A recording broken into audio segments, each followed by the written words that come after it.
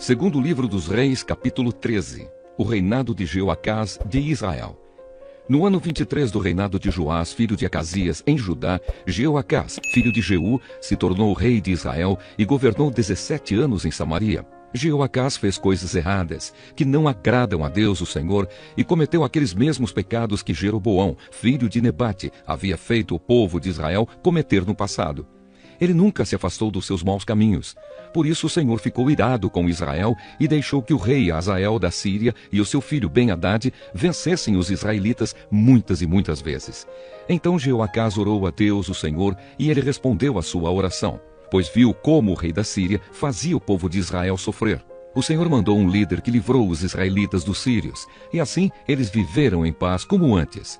Porém não abandonaram aqueles pecados que Jeroboão havia feito o povo de Israel cometer no passado, mas continuaram cometendo-os, e o poste da deusa Aserá ficou em Samaria. De todo o seu exército, Jeoacás ficou somente com 50 cavaleiros, 10 carros de guerra e 10.000 soldados de infantaria, porque o rei da Síria havia acabado com os outros, esmagando-os como pó. Todas as outras coisas que Jeoacás fez, e também os seus atos de coragem, estão escritos na história dos reis de Israel. Ele morreu e foi sepultado em Samaria, e o seu filho Jeoás ficou no lugar dele como rei.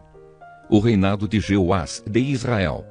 No ano 37 do reinado de Joás, de Judá, Jeoás, filho de Jeoacás, se tornou rei de Israel e governou 16 anos em Samaria. Jeoás fez coisas erradas que não agradam a Deus o Senhor. Ele não abandonou aqueles mesmos pecados que Jeroboão, filho de Nebate, havia feito o povo de Israel cometer no passado, mas continuou cometendo-as. Todas as outras coisas que Jeoás fez, e também a sua coragem na batalha contra o rei Amazias de Judá, estão escritas na história dos reis de Israel. Jeoás morreu e foi sepultado nos túmulos dos reis, em Samaria, e o seu filho Jeroboão II ficou no lugar dele como rei. A morte de Eliseu. O profeta Eliseu foi atacado por uma doença sem cura. Quando ele estava para morrer, o rei Jeoás foi visitá-lo. Então o abraçou e chorou, dizendo: meu pai, o Senhor foi como um exército para defender Israel.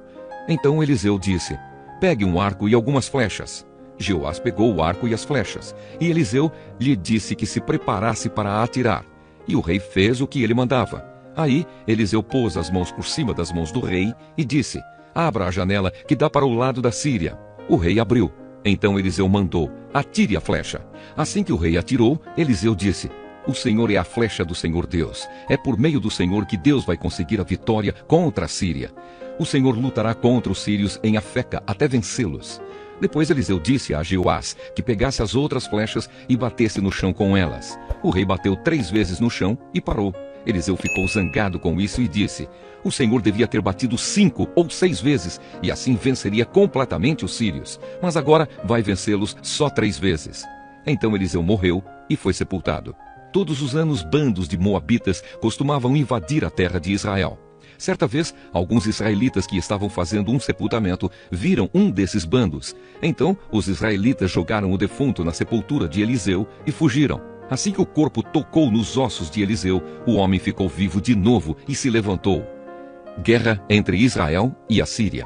O rei Hazael da Síria dominou o povo de Israel durante todo o tempo em que Jeoacás foi rei.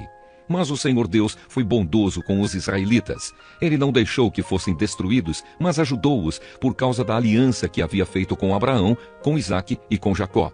Ele nunca esqueceu o seu povo. Quando o rei Hazael da Síria morreu, o seu filho Ben-Hadad se tornou rei.